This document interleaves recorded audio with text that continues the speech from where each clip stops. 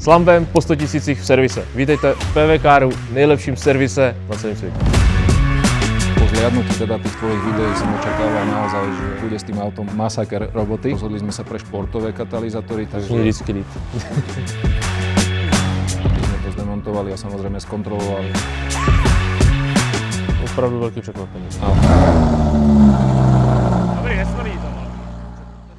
Jestli mě ještě nesleduješ, dej odběr, no a pojď se podívat do dnešní videjko, kde jsou tady s Palim, který stojí za tím, že tohle auto ještě žije, je v plný kráse a dělá to, co má. Takže s tím autem se dělalo jako spousty věcí. Pali má sám YouTubeový kanál PV Car Žilina. Neupravuje samozřejmě jenom moje auta, ale i ostatní, jako spoustu jiných dobrých a lepších aut, než je to moje, což můžete vidět kolem sebe. A celkem tomu rozumí, protože z tohohle auta udělal offroad auto, udělal z toho všechno, co jsem si řekl. Teďka ho dal dokupy, auto vypadá, že asi bude snad jezdit a řekneme si, co se tam všechno dělalo, možná kolik to stálo a jestli si ještě něco najezdím. Určite áno. Tak to začíná dobře. Určite áno, pojazdíš dosť veľa kilometrov. Očakával nás vlastne servis po 100 000 kilometroch, kde po zliadnutí teda tých tvojich videí som očakával naozaj, že bude s tým autom masaker roboty. Já jsem to sem vlastně dovezl z toho důvodu, že jsem se bál už s tím víceméně jezdit, že tam bude něco prostě jako jednak motorově, OK, motor je vlastně jako dobrý, to mi říkáš celou dobu, že je super, ale že tam budou ramena vymlácený, tlumiče, differák v prdeli, protože se přepíná čtyřkou za dokolka a tak dále, ale říkáš, že s tím ještě něco nejezdím, no tak jsou zvědavý. Po kontrole vlastne po tých 100 000 kilometroch nasledoval olejový servis, filtre, oleje v differáku, v Haldexe a tieto záležitosti. Takže toto sme všetko vlastne pokontrolovali. Čo si sa sťažoval vlastne na výfuk Akrapovič, tak nefungovala vlastne jedna strana klapky a druhá strana rezonovala. Takže to bola taká väčší zásah, kde sme teda rozobrali demontovali zadný nárazník, skontrolovali sme ten výfuk a následne sme zistili, že vlastne sú prasknuté aj katalizátory a sme rozmýšľali, že či dáme tie isté alebo dáme športové a rozhodli sme sa pre športové katalizátory. Takže mě vždycky líp. Budem očakávať, že niekedy večer pošleš video, že kde už budú strieľať nejaké ohně z výfuku. To teda ještě jenom opomenu, že vlastně součást toho servisu, co jsem chtěl, tak jsem chtěl ještě plameny z výfuku, takže se to stalo.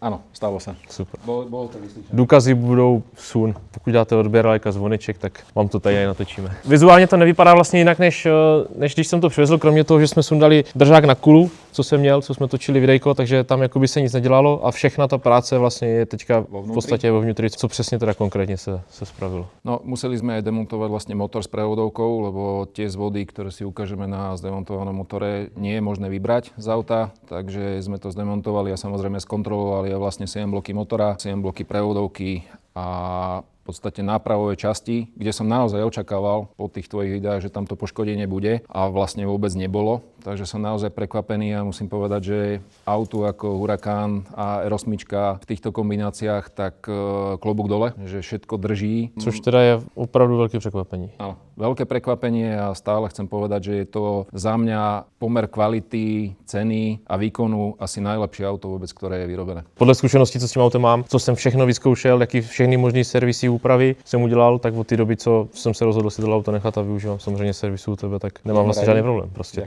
je to masakr, to auto. Chápu, kdyby to auto mělo na to 100 000 po rovinkách něco, tak dobrý, OK, motory prostě obecně můžou najít 100 000, to asi není problém, ale když to auto jako ve vysokých otáčkách, driftech, nejezdí to málo, často 300, často omezovač, sníh, bahno, voda, vlastně všechny podmínky průřezem úplně vším, jako řekl bych extrémní, tak jako bych čekal, že to vlastně už má třetí motor. Najhlavnejší problém je, že tie vysoké teploty, ktoré sú na tom výfuku, kde sa poškodil vlastne ten katalizátor, kde praskol a vlastne nevydržal ten akrapový výfuk, tak za mňa sú to také skôr bežné veci, lebo ty v nízkych rýchlostiach jazdíš vysoké otáčky motora, tak proste ono sa to nestačí dochladzovať a toto bolo to hlavná príčina toho, prečo to odišlo, ale keby si jazdil, ja neviem, diaľnicu a nejaké, poviem, okruhy, tak určite si myslím, že tie katalizátory by mohli ešte vydržať pár tisíc kilometrov. Třeba trpěli brzdy a tak dále, ale určitě ne tohle, protože tady ten vzduch vlastně, že jo, co takto chladí. Tento chladí. Jo.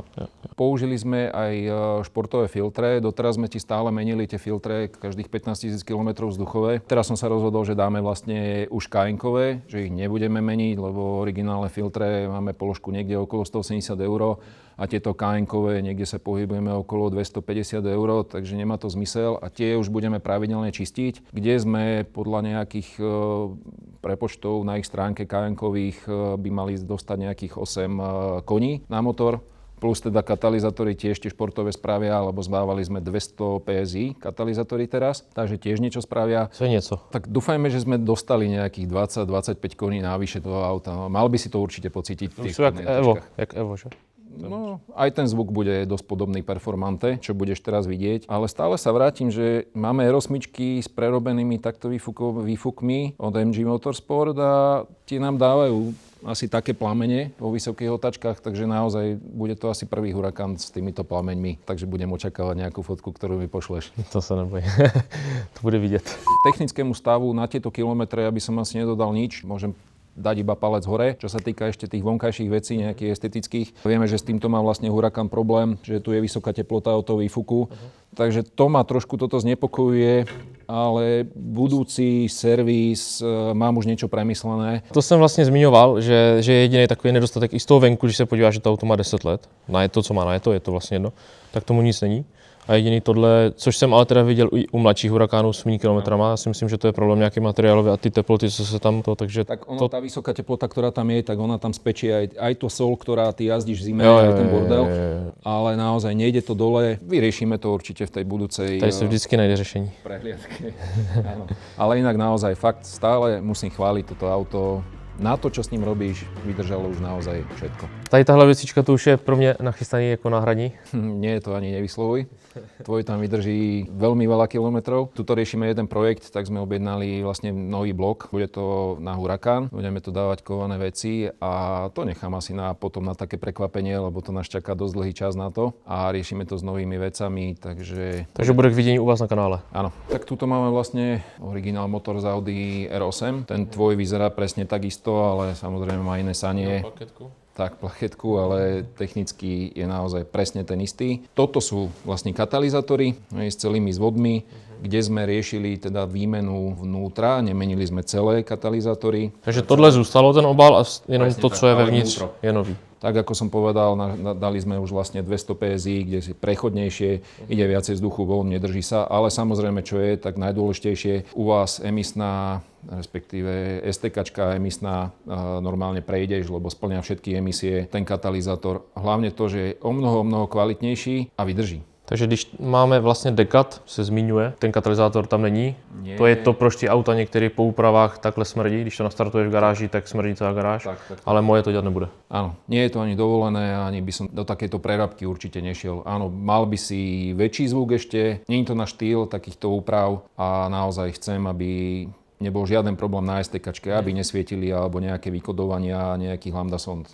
naozaj nie. Auta potom sú naozaj relatívne už iba na okruh, nesplňajú emisie a na cestnej premávke A dneska už možná ani okruh díky tomu hluku taky už nebude žádná sláva. Áno, vlastne už aj na okruhu vlastne Nürburgring je takisto, čo sme navštívili s jednou R8, tak nás odtiaľ vyhodili.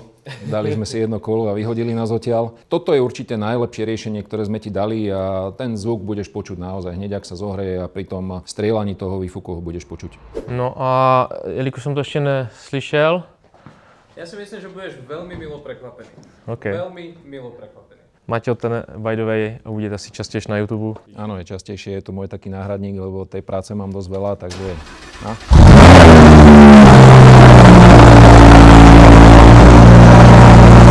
Co bych vám řekl, ale jestli to uslyšíte. Extrém. A mě z toho jde totálně vítr. Nesmysl. Dobrý, nesmrný to. OK. Pičo, tak to jsou... No tak ty... Samozřejmě to točí, teďka není to ani to, takže to jsou nějaký 2-3 tisíce otáček a ta rana je taká o mnoho silnejšia, ako samozrejme tie katalizátory, keď boli rozpadnuté z tej strany od motora, tak oni boli prasknuté, tie katalizátory ako keby zapriečili ten vzduch. Takže on sa tam aj trošku viacej držal. Takže... To vlastně teďka, když to nastartoval, tak předtím, když jsem tu dal cold start, tak z jedné strany to skoro nešlo, protože klapka byla uzavřená, že jo, tu klapky se taky opravovaly a procházel ten vzduch také zvláštně, ani ta jedna trubka není vypálená vlastně od těch sazí, nebo jako když to blbě řeknu. Takže teďka to šlo jako úplně stejně tím, že to je vyladěný takhle. A jestli si teda představuju ten katalyzátor, když byl takhle zlomený, vyvrácený, tak máš jako síto a to se překryly ty dírky přes sebe a dusí se to vlastně. Tam, keď si predstavíš to sito, tak kvôli tým teplotám on sa rozpína. Hej, on sa proste otvorí, a jak sa zase zatvorí, zatvorí, jo. presne ako štartuješ, tak jednoducho už sa raz otvorí tak, že už sa nevráti naspäť a popraská. A celý ten máš obal toho katalizátoru a vnútri máš ten katalizátor, tak tie steny prasknú a on spadne. Hej, v podstate v jednoduchosti povedané. Okay. Jako už teďka jsem cítil, když to střelí, a je to hezký zvuk teda, když to porovnám s dvojkou, která je trošku na prase udělaná, zároveň to auto má svý využití samozřejmě, že jo, nikomu se nemusí líbit, někomu to, tak ten zvuk je jako krásný, ty plameny k tomu budou ještě hezčí, takže doufám, že to ještě dneska vyzkoušíme. Doufám, že teda se tady ještě dalších 100 000, možná 200 ještě budeme potkávat, každých 5 000 km, jak to bývá zvykem. Budeme sa vidieť teraz len na výmene oleja a týchto detailoch, ktoré dorobíme ešte vlastne. Není k tomu co dodat, prostě některé auta 1.9 TDIčka nenajdou to, co tohle, takže a určitě nepřinesou tolik radosti. Takže určitě dávej follow, odběr, like a zvoneček, podívej se i na PV Car, YouTube, no a vidíme se u dalšího videjka, kde už budeme určitě šlehat plameny.